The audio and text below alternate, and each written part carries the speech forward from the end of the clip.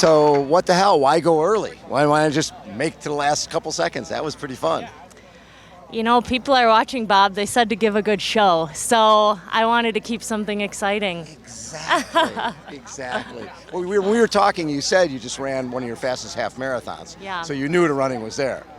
So, but you were solid. Swim, but you were solid, and you were in good position. What, 5 minutes back off the bike? So 5 minutes and 10 miles. That's some work to do, especially Lucy's running way better. Right. Yeah. In my mind, before the race, I kind of had this thought that if I was within 5 minutes, that I thought it was possibly doable. But it was over 5 minutes, so I was really unsure. Yeah. I really didn't know, and even though 2 laps to go, I was thinking like most likely not. But then 1 lap to go, I caught a glimpse of her as we were going through here for the last lap, and I thought like, I better just dig in and run as fast as I can just in case. And luckily that worked out. And you caught her what? A K to go? Something like that. Yeah, it was on that last corner. And the hard part is whenever you catch somebody you never know right. if they're waiting, right? So you're all out. The last thing you need is her to go, oh, she's here. I'll go sprint now. That's exactly that's like my biggest fear, because I'm not exactly a sprinter. So as soon as I passed her, I'm like, okay, arms. I'm literally sprinting, although it doesn't look like it. So yeah, I was pretty nervous all the way till the end. $15,000 paycheck, end of the season. Probably, this is one of your best seasons. Yeah, definitely. I mean, I really feel like I've come into it. I've got this distance racing pretty much figured out. I know how to race consistently, and I'm gaining confidence, which is a big deal for me. Love it. Jackie, congratulations. So fun to see that race. So good for the sport and so good for Clash, and also great for your kids waiting at home for mommy. Yeah, thank you. Lucy, what a great race. You just went for it right from the gun. Yeah, that was always kind of the plan. I was hoping that Sarah might be with me, but that was just so tough. It was just relentless, and there was nowhere to hide, and I didn't feel great, so I was a bit like, I didn't know how it was going to go. But yeah, it was just in that last K, I just got pipped, and yeah, congratulations to all the girls though, because it was just so tough. Well, and you were like 26 miles an hour. You were so solid on the bike. I think it was like a 5-minute lead or so going into the run, but you knew Jackie was back there.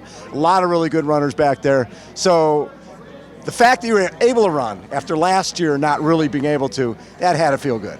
Yeah, no, it definitely. Like, my runs progressed quite a lot this year, and that's all down to my partner, Mark Buckingham. He coaches me, and he's just kind of totally transformed my running. So yeah, I have to say a massive thank you to my other half. And I knew they were going to be coming quick. Jackie's such a super runner, and so is Jodes, and all those other girls as well.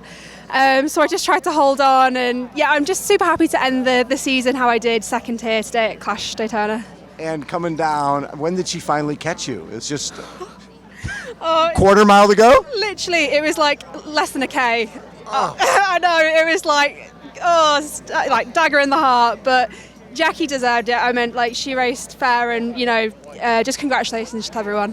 When you have a race like that where you do everything right, where you have a race where you just put it out there, you went for it, okay, you got second, you got beat by somebody better on the day, you still have to be very proud of the effort. Oh, for sure, yeah. No, I'm so happy with how far I've come this year. I nearly quit last year after Daytona last year, and I had 2 part-time jobs leading into this year as well because of the COVID and the pandemic and not being able to race, because that's how I kind of make money. It was all a bit up in the air how this year was going to go. So I'm just super proud of myself and just how far I've come. Great job. Congratulations, Thanks, Lucy. Bob. Cheers. Thank you. Marjolaine Pierre, 3rd place today, and your run was phenomenal. Were you feeling good throughout the day? Yes, my first word is for my boyfriend because he's crashed on the bike. So when I see he crashed today. Yeah, in my last lap. So when I see he on the fall with emergency, I run fast like I can, and it's for him this 3rd place. Did he look okay? I don't know. Oh, that had to be so emotional for you. Yeah, very hard, but I ran fast for him, and this third place is for him. So you're only 22 years old? Yes, 22 years old, my first in Daytona, and it's amazing. All was huge, my first time in USA, so American or amazing. You enjoyed it? Yeah, really. And did you feel before that last lap that you could run your way into the podium? Oh no, never. When I take my shoes, I think 9, and it's very hard for me to begin, but I think to nothing, and I run fast like I can, and it's a result. Congratulations, you were awesome today. Thanks to you. Jode, that was did she come out of nowhere? Absolutely nowhere.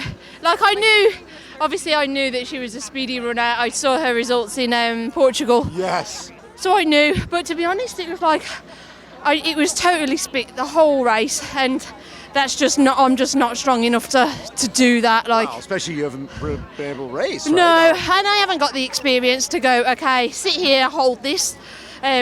Well, it's a work in progress, Bob, and you know what, it's improving, and Absolutely. as soon as like Laura came past, like it was right, just hold this gap. And it's weird, as soon as you have something to concentrate on, you just find that extra gear. Maybe that's the ITU in me. It's like, just don't get dropped, but I got to improve, and you know what, this is what I wanted. I wanted to know where I'm at, and this is the starting point now, and starting point getting coached by Jodie, and she's going to kick me arse, so. Now, did you know what was going on with the whole number thing? Your Not number a blown clue. off? I was like, I looked and I saw penalty. I was like, what for? And then I think Alicia shouted number, and I was like, it's here. Oh, it's not here. Yeah. And then I ran another lap, and it was somebody had tucked it under a cone. So I picked it back up, and then I've shoved it in here. But it was totally accidental. I thought it was attached to me. So they showed it in slow motion. It Yeah. just sort of blew off. yeah, so I wouldn't have. So that's knowing that you've had injury plagued this last part of the year, you have to be happy with this. I mean, I'm never not happy with kind of. I still would have liked to have performed better on the bike, if I'm honest. Yes. My run, if I'm honest with myself. Your run looked good. It just the swim. Yeah, I mean, I stayed with Lucy and Sarah for a lap, so I can't complain with that. It's getting there. It would have helped me if I'd have managed to stay.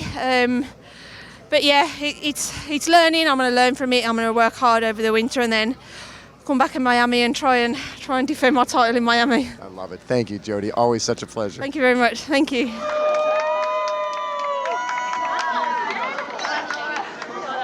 Watching you fly by, you look great on the run. What'd you think? I'm a little bit disappointed with my run. It felt like I was running a little bit my marathon pace, but I think I probably had one of the best swims I've ever had, so that put me in a pretty solid position. And the bike was pretty good. I kind of was bouncing off the back of or trying to catch up to the group in front, and sort of got them at the end. And yeah, run was solid, and I felt strong, and I felt like I could go. I just didn't have that extra little gear that the shorter distance athletes have today, but yeah, super happy with that. Wow, and especially taking us back a year where you were on crutches. Yeah, for this yeah. race, right? Yeah. With a broken collarbone? Yeah, the collarbone was being like on the mend, and then I tore my calf, and to be honest, when I got down this morning and I was warming up, my calf started like twitching. And I was like, no. And I think it was just like phantom pain. So really good to be back, and with the athletes here today, like they're all a lot younger and a lot and more specialist over the half distance. So yeah, I'm really stoked with that performance. And I'm seeing the CAF visor. Yeah, can you see Sporting. it? Yeah, Oh, yeah. and on the back, I think. It's on the back. Look at that too, huh? Yeah, definitely. That's very cool. Yeah. Thank you very much. No, it's all right. Thanks for the support, Bob. Hey, and awesome race. What a great Thank way you. to end the season. Well, what about your race this morning? I think I was killing it. That's what I I'm was doing. sure you're killing it. I love you. Still race every race. You're there, still out there. Congrats, Laura. No, thanks, Bob. Thanks. Kristian Blummenfelt, finishing up the season, probably really one of the most epic seasons in history. Olympic gold medal, 721, an Ironman, finishing off with the ITU World Championships, finishing off here in Daytona. What were your thoughts? Well, it's been like the season I've dreamed about, like winning kind of almost everything. Like I had St. George, but that where I didn't go to plan. But I can't complain. Like it's been a massive year, the Olympics, something I've trained for 10 years. So yeah, really year that we can be proud of looking back. But also having a massive year next year. We're getting the chance to race the World Championship both on Hawaii and outside. So double World Championship that we're aiming for, and sub 7. So it's going to be a massive 2022 as well. And what did you think of just the whole atmosphere and racing on the track? Well, it's awesome. It's kind of different because you're so isolated as well in the wind because with the 20 meters rules, and I guess I just never managed to get on any kind of wheels on the 20 meters. Yes. So I was just kind of basically riding for myself. Like I was like 40 meters. I tried to bridge up to Ben Canute early on, but he was just going up front quite hard in the beginning. And then when Magnus passed me, I just didn't manage to get into that 20 meter zone. So I was suddenly like 40 meters and I tried to bridge up, but I wasn't able to. So it was like basically a solo bike ride there. Tried to stretch out a little bit in the tailwind to make sure that I didn't cramp up off the bike. But I think I will have to work on the aero position because like Magnus was just flying and he was flying. I think I should be at that level, or that's where I want to be on the bike. So I'll have to do some work aerodynamic wise in my position when I get home over the winter before next year. Is it hard to be? I mean, after doing all the ITU racing, there's always people around, right? People are next to you. You're sort of by yourself a lot of times out here. Yeah, but I think we're used to doing that. Like it's similar to training because we do a lot of training. Even though I train a lot with Gustav and Kasper and the national team, it's still kind of a lot of long rides where we do the threshold work by ourselves. We are pacing ourselves, so it's a little bit similar to what we do in training.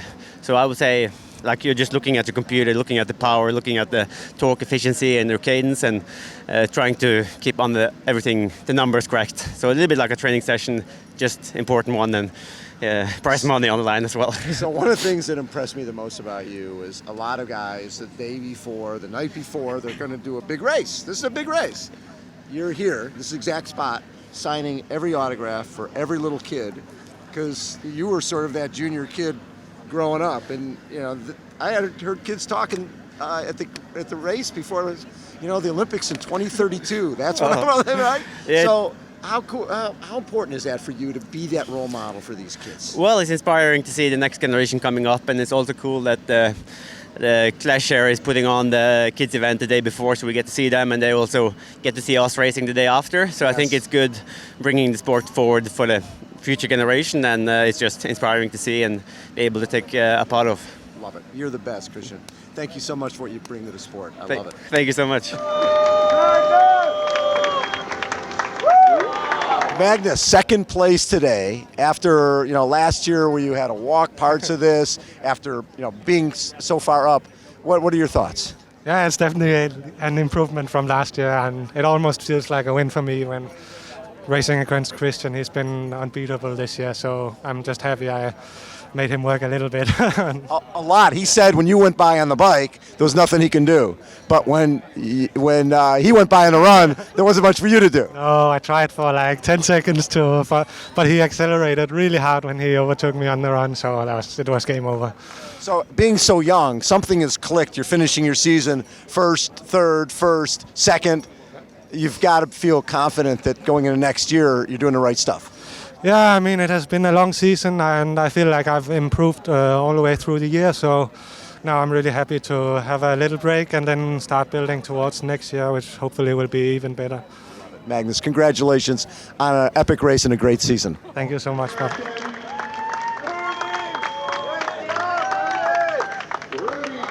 Third place. You are Mr. Daytona as well. You like this place, and Daytona and Miami. Yeah, I really love this race. Happy to be on the podium after 4 months without racing. I couldn't really ask for more, especially the two guys ahead were unbeatable today. I mean, I just didn't have it. With my level from last year, okay, maybe I could have been close. But this year, I'm just not quite at my fittest yet. But overall, it was a pretty good race, and it's good to build on this for next year. You know what's tough is when you haven't raced, you haven't really had any sort of small local races to build to see where you're at. So to jump in the deep end here with Kristian Blummenfelt and all the top guys, was that hard for you, not really knowing where you were? Usually that's not too much the issue for me. I don't really race to train. When I'm racing, I'm really just racing. Okay. But yeah, I mean, I was pretty interested and curious to see how I was going to stack up because, after times without racing, you don't know kind of where you're at. You always have that thing in the back of your mind that you may never come back to your old level. So, yeah, I'm happy to see it was solid, but still definitely not my best watts or best run pace. Right. So I'll have to work hard over the winter to get back up on the top spot. And is the goal now St. George? Wait, no, St. George at the end of the year. You'll, again, no step up to the full. You'll focus on 70.3 again this year. Oh, no, you're going to go do a full. So in 2022, I'll do a couple halves in the beginning of the season. Yes. But then my first big objective will be Ironman in France. That's right. It's almost 100% sure. I just have to see dates and with the other PTO races. But yeah, first Ironman for sure. So that'll be the first highlight of my season in the June period. So I have 6 months to get in top shape. Love it. Congratulations, Rudy. Thank you. Yes. Matt Hansen, you are Mr. Daytona, and we're going to have to come up with that, man. That was a great race. Thank you much. It would have been nice to close it out a little bit stronger, but all things considered, I'm happy with coming away with fourth and decent way to end the season. A decent way, especially since 8 weeks ago you were getting your knee cut on. Yeah, for sure. I definitely felt every bit of that in the last lap of the run. I thought I had a chance to maybe close it down and catch a podium at the end, but just wasn't in the cards today. But finishing the season, December, Dave's got Mr. October. You're going to be Mr. December. Well, hopefully, if this race stays in December, hopefully we can continue to move up. So will you take some well-deserved time off now, or what's up for the rest of the year, rest of early 2022? Yeah, definitely take a break here for a week or so, a little bit shorter than normal, but definitely enjoy some downtime, and then we'll see once the full schedule is released. But obviously we got the World Championships in May. That's going to be the high priority, so we'll find a race or two before that to knock the rust loose. And St. George is a good course for you. I'm pretty happy about it. Happens to be on my birthday, so I think that's all good vibes. I love it. I'm May 5th. You're May 7th. May 7th. Yeah. I love it. I think I'm a few years after you, though. You are 2 years after me, like about 30 years after me. There you go. Hey, congratulations. Thank you much. So much fun watching you race. Thanks for being out here again.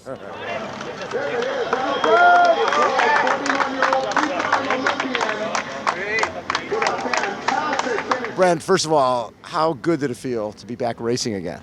It's just been awesome. You know, I haven't done a lot of short racing, less than an Ironman over the last 2 years. So this late fall racing has just been getting faster, getting the wheels going, and I've just built through the last couple of races, and so it was awesome to just finish here on the track going fast. And I think you had the fastest transition, right? To swim the bike transition or something, because you're not an ITU guy anymore. Yeah, right, but you still had it, right? Yeah. Were you going after that? Oh, for sure. You know, when they announced that there was going to be some transition preems, you know, that's kind of my jam. I've always been really good at transitions, and put $1,000 out there. Yeah, exactly. It's worth it. So yeah, I definitely, you know, even last night and this morning, I was going over in my head. Okay, how am I going to have the fast transition? Okay, what am I going to do? How am I going to lay it out? And so yeah, I fully went after it, especially in the T1. So the rest of you'll get a little downtime, and what's the plan for next year? Yeah, like I said earlier, you know, it's great to have this really solid race because it just gives me the confidence to be like, okay, I got another really good year, and I wanna do, you know, a full year of racing now, and because, you know, the last 2 years I just haven't raced, so so things will be, I think, more normal next year, and so I just, if I can just keep racing, I just get faster. And so, I've done 3 races in the last 6 weeks, and I've just gotten better. So yeah, I'm just going to take a little break, and then in January I'll get rolling again, and then I'll do a training camp on Maui to, get ready for, I think I'll probably start with the CLASH Miami. So. I think you were one of the first guys to start training on Maui. Now everybody trains on Maui. Well, your secret is out. Well, exactly, but it's hard to get there, and it's hard to find places. So there's still not too many people. I've got a secret in. So Congratulations, Brent. So great to see you back. Awesome. Thanks very much. Mr. Andrew Starkowicz, 1, I can't believe you started the race. 2, I can't believe you finished the race. And you actually, when you ran by, you looked really good. I'm sure you weren't feeling that good, but how did your body feel after having your crash the other day? It was just, I think it was just a matter of getting through the trauma in each sport. The first third of the swim was just horrific. I was tight. I couldn't breathe. I couldn't, just feeling out my lip and everything. And then, I relaxed. It started to swim well, and then, but I mean. Once you're dropped by those guys, there's no coming back. It's just bleeding time. And I got on the bike, and it's not my bike, so I kept misshifting because it's a different type of shifting than I'm used to. It's not my bike, and I did the best I could with it, and it wasn't too far off. But then when I got off the bike, again, it was just the trauma. My body was tense. I hurt, and I hurt like I did the last few days, and then. Literally in one step on the back straightaway on the second lap, it's like everything relaxed. And I went from running over 7-minute miles, like 7:10, 7:20 miles, to running in the 5:30s. So, wow. It was just a matter of, I was fit. I told people I was fit, and I showed it through parts of the race, not instead of the whole race. And I really wish I could have, had that chance to put it together today, because I think. I haven't looked at the results, but I think I could have really mixed it up well. Miami, not be here before you know it. Yeah. It's time for Christmas, and thank God I finished in the money to pay off some Christmas presents for the kids. I'm sure my wife overshopped for them, and then we'll look at next year. There's a lot of opportunity next year for racing, and I'm really excited. Thank you, buddy. Always a pleasure.